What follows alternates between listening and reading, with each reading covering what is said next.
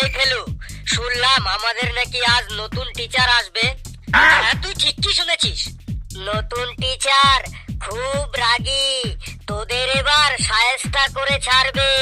Oil your own machine, তুই নিজের চরকায় তেল দে। আজ স্যারকে দিয়ে তোকেই শায়েস্তা করে ছাড়বো। তাহলে হাবলুকে মার দিয়েই আজকে স্যারের হাতে খড়ি হবে, তাই নাকি ঘিট্টু? ঠিকই বলেছিস, হাবলুকে আজ মার খাইয়েই স্যারের হাতে খড়ি হবে। চুপ, স্যার আসছে।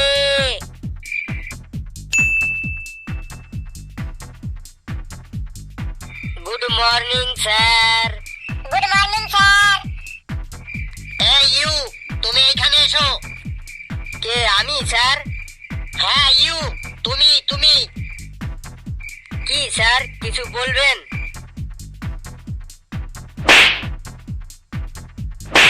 এই নে, এই নে।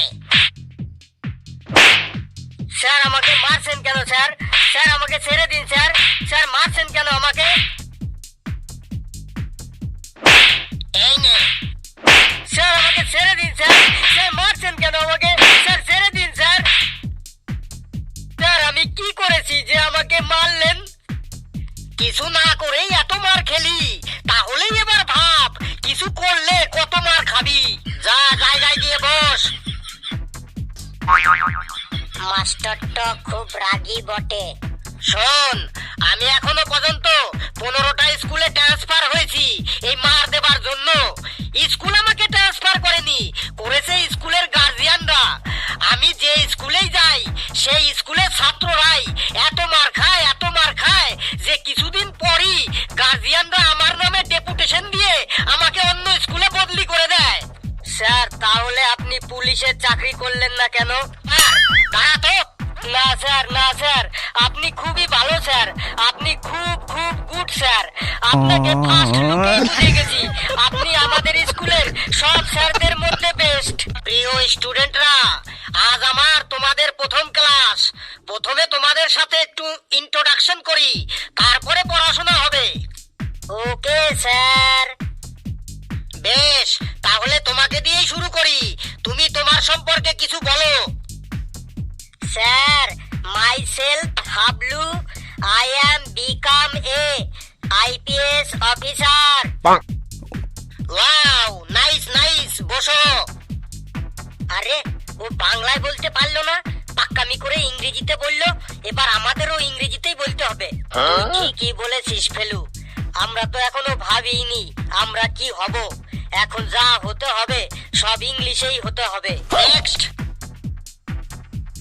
Sir, my name is Pechi. I want to become a air hostess. Wow, nice nice, বসো। ফেলু, আমি এদের ইংরেজিতে কথা বলার সিক্রেটটা বুঝে গেছি। কি বুঝেছিস বলতো? ওরা যা বলছে সেই লাইনটাই পুরোটাই ইংরেজিতে বলতে হবে, আর লাস্টে চেঞ্জ করলেই হয়ে যাবে। ব্যাস, মানে তুই বড় হয়ে কি হবি। Very simple. Wow, good idea, কি বুদ্ধি তোর।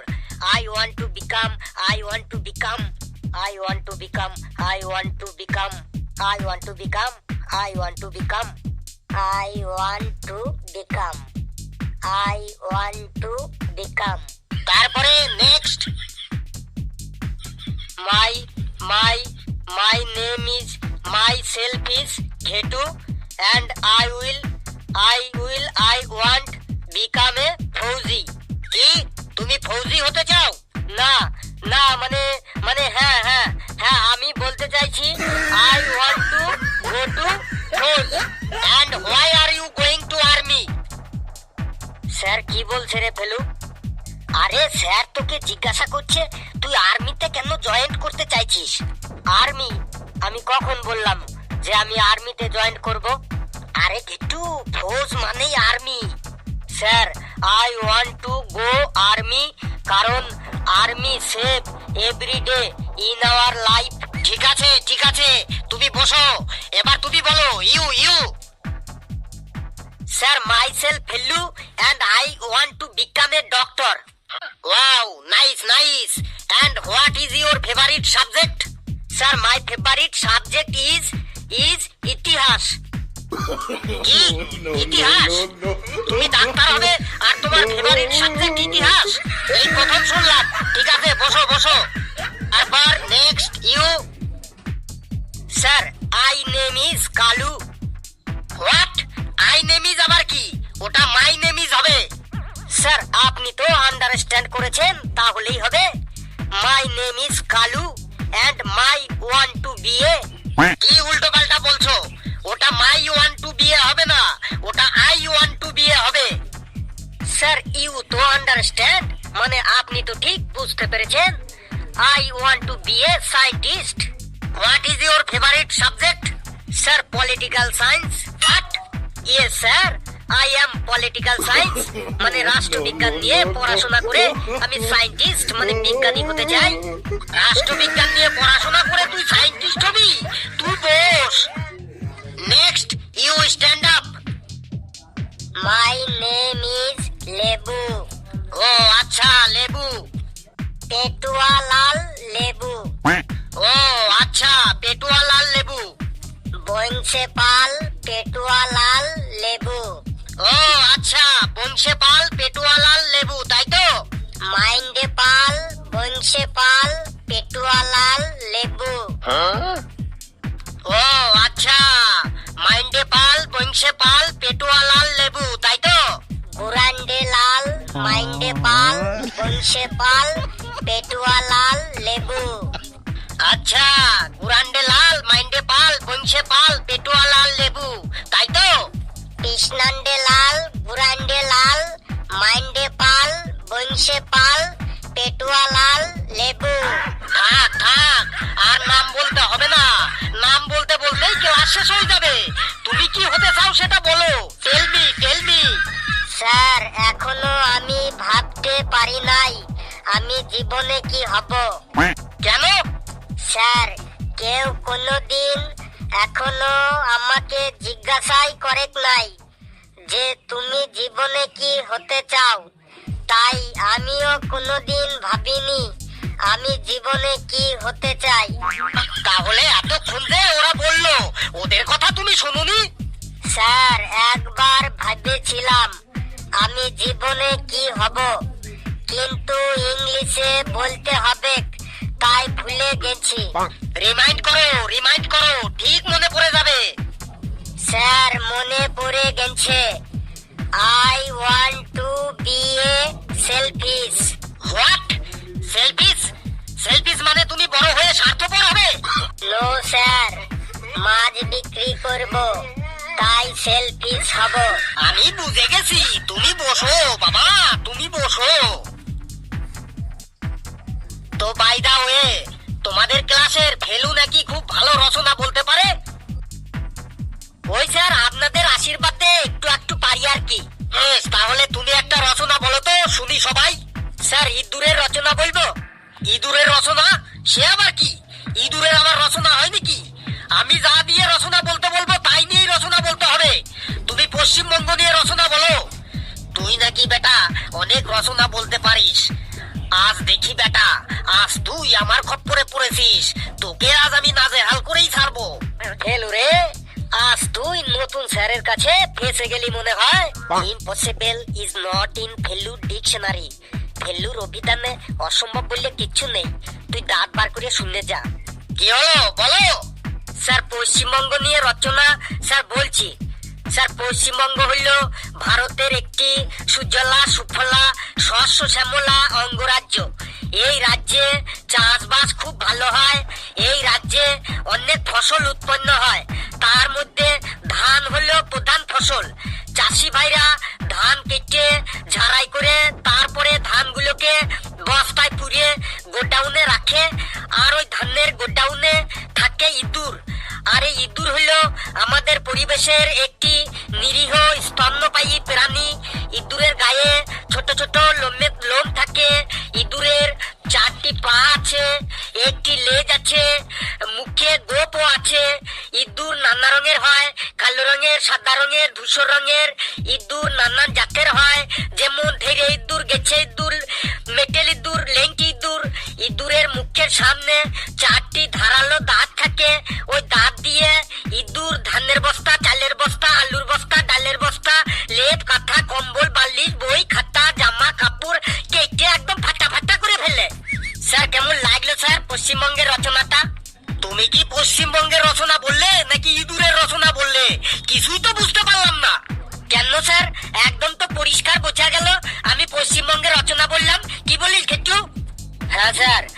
পশ্চিমবঙ্গেরই রচনা বললো। একদম শিওর স্যার। ঘেটু, তোর কি আবার মার খাওয়ার ইচ্ছে হয়েছে? যদি মার খাওয়ার ইচ্ছে না থাকে তাহলে তুই চুপচাপ বসে থাক। বলো বাবা ফেলু, তোমাদের গ্রামে হাট বসে? হ্যাঁ স্যার, প্রতি মঙ্গলবার আর বৃহস্পতিবার আমাদের গ্রামে হাট বসে। বেশ, তাহলে ওই হাট নিয়ে একটা রচনা বলো তো। স্যার, প্রতি মঙ্গলবার ও বৃহস্পতিবার আমাদের গ্রামে হাট বসে। ওই হাটে নানান রকমের জিনিসপত্রের দোকান বসে। শাক সবজি, ফল মূল, থালা বাসন সহ আরো অনেক দোকান বসে। ওই হাটে একটি লোক চেঁচিয়ে চেঁচিয়ে বলে, ঘরে খাবে বাইরে মরবে, ঘরে খাবে বাইরে মরবে। মানে ইঁদুর মারা বিষ বিক্রি করে। আর ওই ইঁদুর হইল আমাদের পরিবেশের একটি নিরীহ স্তন্যপায়ী প্রাণী। ইঁদুরের গায়ে ছোট ছোট লোম থাকে, 4টি পা থাকে, একটি লেজ আছে, মুখে গোপও আছে। ইঁদুর নানান রঙের হয়, কালো রঙের, সাদা রঙের, ধূসর রঙের। ইঁদুর নানান জাতেরও হয়, যেমন ধেড়ে ইঁদুর, কেঁচো ইঁদুর, মেটেল ইঁদুর, লেংটি ইঁদুর। ইঁদুরের মুখের সামনে 4টি দাঁত থাকে। ওই দাঁত দিয়ে ইঁদুর ধানের বস্তা, চালের বস্তা, আলুর বস্তা, ডালের বস্তা, লেপ, কাঁথা, কম্বল, বই, খাতা, জামা কাপড় কেটে একদম ফাটা ফাটা করে ফেলে। স্যার, কেমন লাগলো হাতের রচনাটা? এবার বুঝে গেছি তুই আজ ইঁদুর দিয়ে চালাবি রে। এই বেটা আজ ইঁদুরের সম্পর্কে পড়ে এসেছে, আমি একদম শিওর। আর ওই ইঁদুর দিয়েই এখন সবকিছু চালানোর চেষ্টা করবে। আমিও ওকে ছাড়বো না। ও যদি বুনো ওল হয় তাহলে আমি বাঘা তেঁতুল। নে, এবার শাহরুখ খানকে দিয়ে একটা রচনা বলতো দেখি। বেটা, তুই এবার শাহরুখ খান রচনার মধ্যে ইঁদুর আনিস কিভাবে? শিলাটা মনে হয় এবার ফেঁসে গেল। শাহরুখ খানের মধ্যে ও ইঁদুর কিছুতেই আনতে পারবে নাই। স্যার, শাহরুখ খানকে নিয়ে রচনা? এত সহজ প্রশ্ন ধরলেন? আর কথা বাড়াস না, যা বলেছি সেটা তাড়াতাড়ি বল। স্যার, শাহরুখ খান হলো ভারতীয় সিনেমার একজন কিংবদন্তি সুপারস্টার। উনি বাদশা খান ও কিং খান নামেও পরিচিত। শাহরুখ খানের বিলাসবহুল বাড়ি মন্নত মুম্বাই শহরে অবস্থিত। এই মুম্বাই শহরের সব থেকে বড় উৎসব হলো গণপতি পুজো, মানে গণেশ পুজো। গণেশ ঠাকুরের বাহন হইল ইঁদুর। আর এই ইঁদুর হইল আমাদের পরিবেশের একটি নিরীহ স্তন্যপায়ী প্রাণী। ইঁদুরের গায়ে ছোট ছোট লোম থাকে, 4টি পা থাকে, একটি লেজ থাকে। ইঁদুর নানা রঙের হয়, কালো রঙের, সাদা রঙের, ধূসর রঙের। ইঁদুর নানা জাতেরও হয়, যেমন ধেড়ে ইঁদুর, গেছে ইঁদুর, মেটেল ইঁদুর, লেংটি ইঁদুর। ইঁদুরের মুখের সামনে 4টি ধারালো দাঁত থাকে। ওই দাঁত দিয়ে ইঁদুর ধানের বস্তা, চালের বস্তা, আলুর বস্তা, ডালের বস্তা, লেপ, কাঁথা, কম্বল, বালিশ, বই, খাতা, জামা কাপড় কেটে একদম ফাটা ফাটা করে ফেলে। তুই থাম বাবা, তুই থাম। এবার মনে হয় আমার নিজের ইচ্ছাতেই এখান থেকে ট্রান্সফার নিয়ে চলে যেতে হবে, না হলে কিন্তু আমি পাগল হয়ে যাব। শিলাটা একদম দমে ফাটাই দিল। বন্ধুরা, ভিডিওটি কেমন লাগলো আপনারা কমেন্টসে জানাবেন। আর ভিডিওটি লাইক করবেন, যত পারেন শেয়ার করবেন। আর চ্যানেলটিকে সাবস্ক্রাইব করে আমাদের সাথে থাকবেন। আর হাসতে থাকুন, সুস্থ থাকুন। যত বেশি হাসবেন তত বেশি সুস্থ থাকবেন। আর চালের বস্তা, আলুর বস্তা, ডালের বস্তা, লেপ, কাঁথা, কম্বল, বালিশ, বই, খাতা, জামা কাপড় এইগুলো একটু সাবধানে রাখবেন, না হলে কিন্তু কেকটি একদম ফাটা ফাটা করে ফেলবে। লেবু রে, তুই আমার জায়গায় বসেছিস কেন? তুই তোর জায়গায় গিয়ে বস, ওইটা আমার জায়গা। এই তো তোর জায়গা। জায়গাটাতে কি তোর নাম লেখা আছে? হ্যাঁ রে, জায়গাতে আমার নাম লেখা আছে, তুই ভালো করে দেখ। নাম লিখলেই কি জায়গাটা তোর হয়ে গেল বটে? আমি তো ওই ফেলু ভাইয়ের জায়গাটাতে নাম লিখান গেছি, তাইলে কি ওই ফেলু ভাইয়ের জায়গাটা কি আমার হয়ে গেল? কি বললি লেবু? তুই আমার জায়গাতে নাম লিখেছিস? তোর দম থাকে তো এসে বসে দেখা তো আমার জায়গায়। দম নাই বলেই তো তোকে কিছু বলি না ফেলু ভাই। এই, তোরা যেখানে বসেছিস সেখানেই বস তো। স্কুলে আসলেই তোদের শুধু মস্তানি শুরু হয়ে যায়। ফেলু রে, আমার মাথায় একটা প্রশ্ন খুব ঘুরপাক খায়। তোর মাথায় আবার কি প্রশ্ন ঘুরপাক খায় গেটু? প্রশ্নটা হলো, এখন হঠাৎ করে স্কুল বন্ধ থাকলে আমাদের মোবাইলের হোয়াটসঅ্যাপে ছুটির নোটিশ চলে যায়, কিন্তু আগেকার দিনের মানুষরা কিভাবে জানতো যে স্কুল বন্ধ না খোলা? তখন তো কোনো মোবাইলও ছিল না, আর হোয়াটসঅ্যাপও ছিল না। তোর এই প্রশ্নটার উত্তরটা আমি বলছি ঘেটু। বলতো লেবু বুড়ো। আগেকার যুগের মানুষগুলা সকালবেলা একবার স্কুলটাতে এসে চেক করে যেত যে স্কুলটা বন্ধ নাকি খোলা। যদি খোলা থাকতো তাইলে তারা আবার বাড়ি গিয়ে বইপত্র নিয়ে স্কুলটাতে আসতো। লেবু, তুই ঠিকই বলেছিস। আগেকার দিনে ছেলে মেয়েরা সকালে স্কুলে গিয়ে চটের বস্তা দিয়ে জায়গা দখল করে আসতো, না হইলে আবার জায়গা দখল নিয়ে মারামারি করে মাথা ফাটাফাটি হয়ে যেত। এটা আমি আমার দাদুর কাছ থেকে শুনেছি। কিন্তু সকালে তো স্কুলে তালা মারা থাকতো, তাহলে তারা জায়গা দখল করে রাখতো কি করে? ফেলুরে, তুই ভুল বললি। আগেকার দিনে কেউ স্কুলে বস্তা নিয়ে যেত না, সবাই স্কুলে গিয়ে গাছের নিচে মাটিতে বসে ক্লাস করত।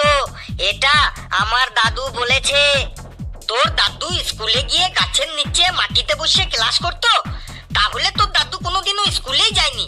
ভালো করে জিজ্ঞেস করবি, উনি তাহলে অঙ্গনারী সেন্টারে যেত আর খিচুড়ি খেত। তুই জিজ্ঞাসা করবি।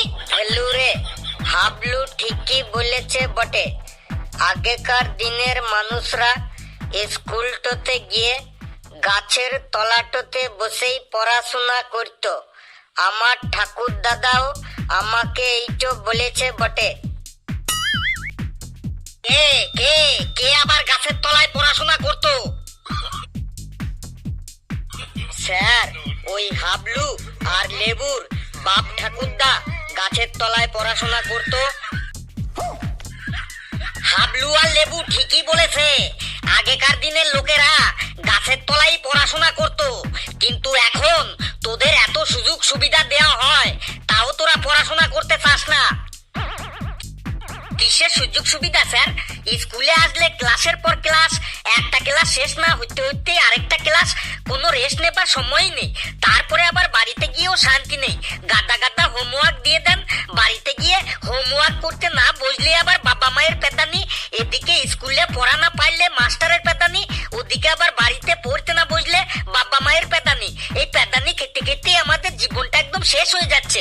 এতে আবার আপনি সুবিধার কি দেখছেন স্যার? এই, কি সব উল্টো পাল্টা বলছিস? স্কুলে আসলে পড়াশোনা করতে হবে না? তাহলে স্কুলটা কি আড্ডা মারার জায়গা? স্কুলটা পড়াশোনা করার জায়গা। স্কুলে আসলে পড়াশোনা করতেই হবে। স্যার, পড়াশোনা করতে আমাদের কোনো প্রবলেম নেই, তাই বলে এত পড়াশোনা? এত পড়াশোনা তার মানে? লেবু, তুই কি বলতে চাইছিস বলতো? স্যার, আপনি আজ আমাদের ইকোনমিক্সের ক্লাস নিন তো। আমি ইকোনমিক্সের টিচার নই, তাই আমি ইকোনমিক্স ক্লাস নিতে পারবো না। দেখলেন তো, আপনারা একটা সাবজেক্টের বাইরে অন্য সাবজেক্ট পড়াইতে পারেন না, তাইলে আমরা এতগুলা সাবজেক্টের পড়া একটু মাথাটুতে কি করে মনে রাখবো? আপনিই বলুন। তাইলে আমাদের মাথাটুতে কত প্রেসার পড়ে বটে? লেবু, বাইরে 42 ডিগ্রি তাপমাত্রা, এমনিতেই আমার মাথাটা গরম হয়ে আছে। তুই আর আমাকে গরম করিস না কিন্তু, না হলে কি থেকে কি অঘটন ঘটিয়ে দেব তুই টেরও পাবি না কিন্তু। এই, তোরা সবাই বস। এই, আজ তোদের আমি জীবন বিজ্ঞানের খাতা দেখাবো। তোরা সবাই মার খাবার জন্য তৈরি হয়ে থাক। স্যার, এই 2 সপ্তাহ ধরে লাগাতার কন্টিনিউ আপনার হাতের মার খেয়ে যাচ্ছি। আজ আর মারবেন না স্যার, আমাদের পিঠগুলোকে একটু রেস্ট নিতে দিন স্যার। হ্যাঁ স্যার, ফেলু ভাই ঠিকই বলেছে বটে। গত কয়েকদিন ধরে আপনার মারের ধারাটো অব্যাহত আছে। আজকে আমাদের একটু রেস্ট দিন, আবার কাল থেকে মার স্টার্ট করবেন। হ্যাঁ স্যার, ফেলু আর লেবু ঠিকই বলেছে। মার খেয়ে খেয়ে মোরা ক্লান্ত, ভাঙিয়া গেছে মোর দুটো দন্ত। আজ আপনি থাকুন একটু শান্ত।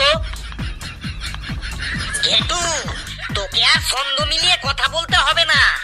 তোদের মেরে মেরে আমার হাতটাও ব্যথা হয়ে গেছে। ওদের মারবো না, আজকের মাঠটা ডিবু থাকলো, পরে পঞ্জিকা দেখে একটা ভালো শুভ দিন দেখে এই মাঠটা আমি সুদে আসলে দিয়ে দেবো। দেখি প্রথমে কার খাতা আছে। এখানেও সেই প্রথমেই লেবুর খাতা। এ কি লেবু, তুই কি লিখেছিস সেটা? প্রশ্ন এসেছিল আমরা পেট ভরে ভাত খাই কেন, আর তুই এইসব কি আজে বাজে লিখেছিস এইগুলো? স্যার, আমি কি আজে বাজে লিখেছি আপনি পড়ে শোনান। এই তুই এখানে আয় তো, তুই এখানে এসে তুই সবাইকে পড়ে শোনা তুই কি লিখেছিস। নে সবাইকে পড়ে শোনা আমরা পেট ভরে ভাত খাই কেন, আর অ্যানসারে তুই কি লিখেছিস।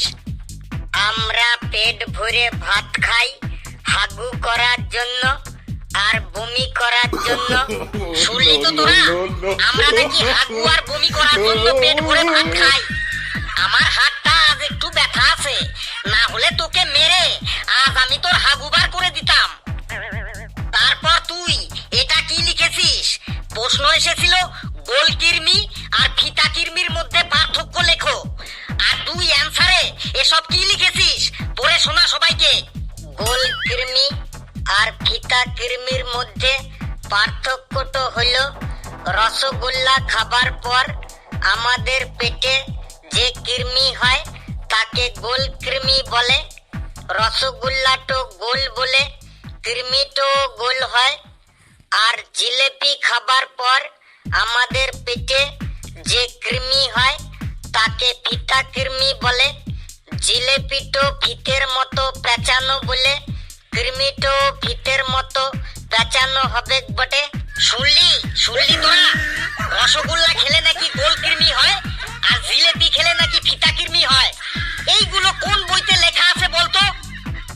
স্যার, এইগুলা কোনো বইতে লেখা নেই, আমি আইডিয়া করে বানায়ে লিখেছি বটে।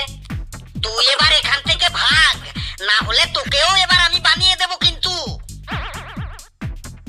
এবার কার খাতা আছে দেখি। কালো সুন্দর গুড় খাকে মানে কালুর খাতা। কালু, তুই এখানে চলে আয়। আবলু, তুই বলতো বাবা, নিশাচর প্রাণী কাকে বলে? একটা নিশাচর প্রাণীর উদাহরণ বলতো। স্যার, যেসব প্রাণী রাতের বেলায় জেগে থাকে আর দিনের বেলায় ঘুমায় তাদেরকে নিশাচর প্রাণী বলে। যেমন পেঁচা একটা নিশাচর প্রাণী। একদম ঠিক বলেছিস, কিন্তু এই কালু কি লিখেছে শোন। এই কালু, নিশাচর প্রাণী কাকে বলে তুই পরীক্ষার খাতায় কি অ্যানসার লিখেছিস সেটা তুই সবাইকে পড়ে শোনা। নিশাচর প্রাণী কাকে বলে? যে প্রাণীরা সারা রাত জেগে থাকে আর দিনের বেলাতে পড়ে পড়ে ঘুমায় তাদেরকে নিশাচর প্রাণী বলে। আমি তো এটা ঠিকই লিখেছি স্যার। এবার উদাহরণটা কি লিখেছিস সেটা পড়ে শোনা সবাইকে। নিশাচর প্রাণীর উদাহরণ হলো আমার দিদি একটা নিশাচর প্রাণী। ও সারা রাত জেগে জেগে ফেসবুক করে, ইনস্টাগ্রাম করে আর দিনের বেলায় পড়ে পড়ে ঘুমায়। শুনলি তো সবাই, ওর দিদি নাকি একটা নিশাচর প্রাণী। তোরা এসব কথা পাস কোথায় বলতো? এর পরের অ্যানসারটাও তুই ভুল লিখেছিস। কোনটা স্যার? হাবলু, তুই বলতো উভচর প্রাণী কাকে বলে, তার একটা উদাহরণ বলতো। স্যার, যে প্রাণী জলেও বাস করে ডাঙায়ও বাস করে তাদের উভচর প্রাণী বলে। যেমন ব্যাঙ একটা উভচর প্রাণী। একদম ঠিক বলেছিস। আর এই কালু কি লিখেছে দেখ। নে কালু, পড়ে শোনা উভচর প্রাণী কাকে বলে আর তুই সেটা কি লিখেছিস। স্যার, আমি তো ঠিকই লিখেছি, যে প্রাণী জলেও থাকে আবার ডাঙায়ও থাকে তাকে উভচর প্রাণী বলে। যেমন আমার ছোট কাকা একটি উভচর প্রাণী। এই, তোর কাকা আবার উভচর প্রাণী হলো কি করে রে? স্যার, আমার ছোট কাকা সারাদিন নদীতে মাছ ধরে আর রাতের বেলা বাড়িতে ঘুমাতে আসে। ছোট কাকা জলেও বাস করে আবার ডাঙায়ও বাস করে, তাহলে আমার ছোট কাকা একটি উভচর প্রাণী হলো না? কি সাংঘাতিক অ্যানসার রে! তুই তো দেখছি জীবন বিজ্ঞানে নোবেল পাবি। স্যার, কবে পাবো নোবেলটা? আবার কথা বলছিস, যা ভাগ এখান থেকে। এবার কে? ঘটিন্দর কুলসাটে। ঘেটু, তুই কোন রাইটারের বই পড়িস বলতো? স্যার, আপনি যে রাইটারের বই কিনতে বলেছিলেন সেই রাইটারেরই বই পড়ি? না, সেটা কখনোই হতে পারে না। কেন হতে পারে না স্যার? তোর অ্যান্সার দেখেই আমি সেটা বুঝতে পেরেছি। হাবলু, তুই বলতো রাতের বেলায় গাছের নিচে ঘুমাতে নেই কেন? স্যার, রাতের বেলায় গাছ কার্বন ডাই অক্সাইড ত্যাগ করে, তাই গাছের নিচে কার্বন ডাই অক্সাইডের পরিমাণ বেড়ে যায়। তাই রাতের বেলায় গাছের নিচে ঘুমাতে নেই, তাতে শ্বাসকষ্ট হতে পারে। Very good. আর এই ঘেটু দেখ কি লিখেছে। নে ঘেটু, তুই এসে পড়ে শোনা রাতের বেলায় গাছের নিচে ঘুমাতে নেই কেন, আর তুই অ্যান্সারে কি লিখেছিস। রাতের বেলায় গাছের নিচে ঘুমালে গাছের ডালপালা ভেঙে গায়ের উপর পড়লে মানুষ মারা যেতে পারে, তাই রাতের বেলায় গাছের নিচে ঘুমাতে নেই। তাছাড়া রাতের বেলায় অনেক গাছে ভূত পেতনি থাকে, তার জন্য রাতের বেলায় গাছের নিচে ঘুমানো খুবই বিপজ্জনক। শুনলি তো তোরা, রাতের বেলায় নাকি গাছে ভূত পেতনি থাকে। ঘেটু, তুই আমার সামনে থেকে ভাগ, না হলে তোর অবস্থাও এখন আমি বিপজ্জনক করে ছাড়বো। এবার ফেলুর খাতা। ফেলু, তুই কি কখনো ভালোভাবে অ্যান্সার লিখতে পারিস না? কেন স্যার, আমি তো ভালোভাবে অ্যান্সার লিখেছি। আয়, তুই এখানে আয়। প্রশ্ন এসেছিল আমাদের পঞ্চ ইন্দ্রিয় কাকে বলে, এই পঞ্চ ইন্দ্রিয়র কাজগুলো বর্ণনা করো। আর তুই এইসব বানিয়ে কুনিয়ে কি লিখেছিস? স্যার, আমি ঠিকই তো লিখেছি। নে, তুই কি লিখেছিস সবাইকে পড়ে শোনা। পঞ্চ ইন্দ্রিয় হইল আমাদের চোখ, কান, নাক, জিহ্বা আর ত্বককে একসাথে পঞ্চ ইন্দ্রিয় বলে। আমাদের এই পঞ্চ ইন্দ্রিয় বিয়ে বাড়িতে খুব কাজে লাগে।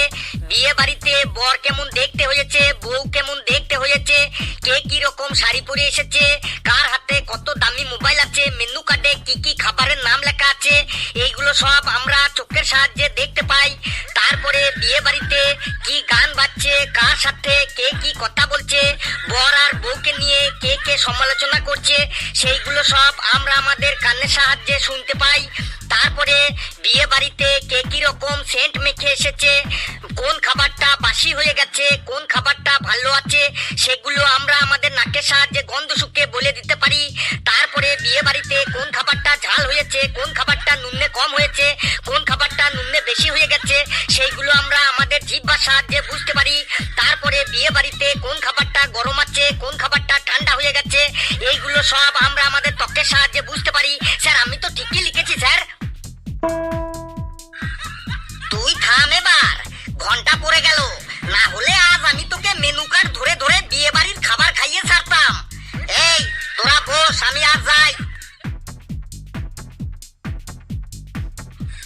বন্ধুরা, ভিডিওটি কেমন লাগলো আপনারা কমেন্টসে জানাবেন, আর ভিডিওটি লাইক করবেন, যত পারেন শেয়ার করবেন, আর চ্যানেলটিকে সাবস্ক্রাইব করে আমাদের সাথেই থাকবেন।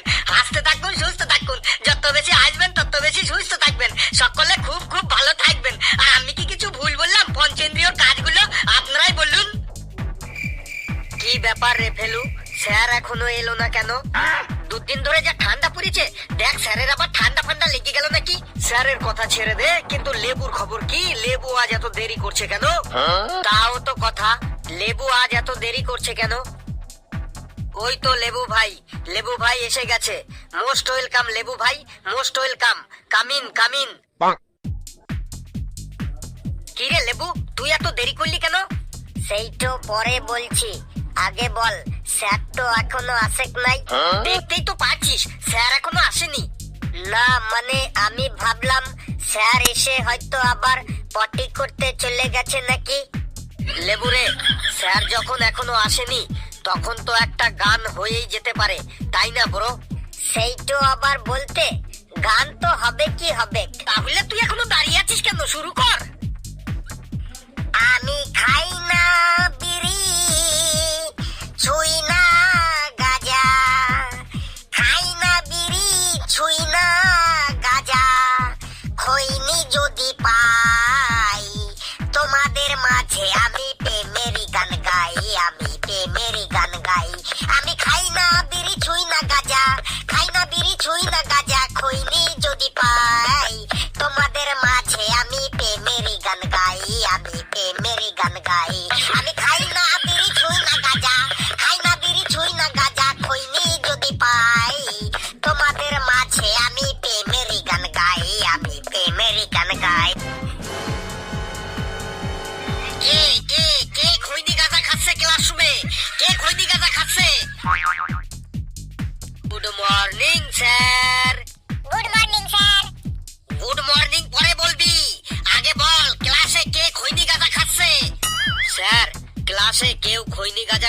না। আমি কি তাহলে কানে ভুল শুনলাম? কে যেন খৈনি গাঁজা বিড়ি বলে চিল্লাচিল্লি করছিল? স্যার, ওটা চিল্লাচ্ছিল না, লেবু গান গাইছিল। মাদক দ্রব্য নিয়ে গান? লেবু, এরপর যদি কোনোদিন ক্লাসে ওইসব মাদক দ্রব্য নিয়ে গান করিস তাহলে কিন্তু তোর ওই হিপি মার্কা মাথার চুল আমি আমার মতো ন্যাড়া করে দেব। সকাল সকাল স্যার তোকে কেমন ট্রাগাইন দিলাম। লেবু, তুই কি বললি রে? কিছুই বলিনি তো। আমাকে কি তুই বোকা পেয়েছিস? তুই কিছু একটা বললি। সত্যি স্যার, এই চেয়ার টেবিলের দিব্যি বটে, আমি কিছু বলিনি। তাহলে তোর মুখ নড়লো কেন? তুই কি মুখে সুপারি পুরে এসেছিস? এই, সবাই বসে পড়। আমার গুণধর ছাত্রছাত্রীরা মন দিয়ে শোন। সামনের জানুয়ারি মাসে একটা ইন্টারন্যাশনাল কুইজ কম্পিটিশন আছে। ওটা সিঙ্গাপুরে হবে। 115টা দেশের ছাত্রছাত্রীরা ওই কম্পিটিশনে পার্টিসিপেট করবে। আমি ভাবছি তোদেরও ওই কম্পিটিশনে আমি নিয়ে যাব। প্রিন্সিপাল স্যারের সাথে আলোচনা হয়ে গেছে। কি মজা, কি মজা, সিঙ্গাপুর যাব, সিঙ্গাপুর যাব। আমারও খুব মজা হচ্ছে বটে। জীবনে এই প্রথম প্লেনে চড়ব বটে। কে বললো তোদের আমি প্লেনে করে সিঙ্গাপুর নিয়ে যাব? কেন স্যার, সিঙ্গাপুর তো সবাই প্লেনে করে যায় বটে। সে যে যায় যাক, শুধুমাত্র আমি একাই প্লেনে যাব আর তোদের ট্রেনের টিকিট কেটে দেবো। তোরা সবাই ট্রেনে করে সিঙ্গাপুর চলে যাবি। স্যার, ট্রেনে করে সিঙ্গাপুর? কি বলছেন স্যার? আজ পর্যন্ত কেউ ট্রেনে করে সিঙ্গাপুর গেছে? আজ পর্যন্ত কেউ ট্রেনে করে সিঙ্গাপুর যায়নি। তোরাই না হয় প্রথম যাবি। শোন কালু, কিসে করে তুই সিঙ্গাপুর যাবি সেটা মেন ব্যাপার না, কুইজ কম্পিটিশনটাই হলো মেন ব্যাপার। শোন, কম্পিটিশনে যাবার আগে তোদের ভালো করে প্রিপারেশন নিতে হবে যাতে তোরা 115টি দেশকে গো হারান হারিয়ে ফার্স্ট প্রাইজটা ছিনিয়ে আনতে পারিস। স্যার, আপনি তো আছেন, কোনো চিন্তা নেই আমাদের। আমরা ফার্স্ট প্রাইজটাই আনবো 115টা দেশকে হারিয়ে। সত্যি বলছিস তো? তোদের কনফিডেন্স লেভেল দেখে তো আমার খুব ভালোই লাগছে। হ্যাঁ স্যার, ঘেটু সত্যি বলেছে। আপনার মতো একটা কুইজ মাস্টারের হাত যখন আমাদের মাথাটোর ওপর আছে তখন আমরা কাউকেই ভয় পাই না বটে। তোদের কনফিডেন্স লেভেল দেখে তো আমি ভীষণ খুশি হলাম।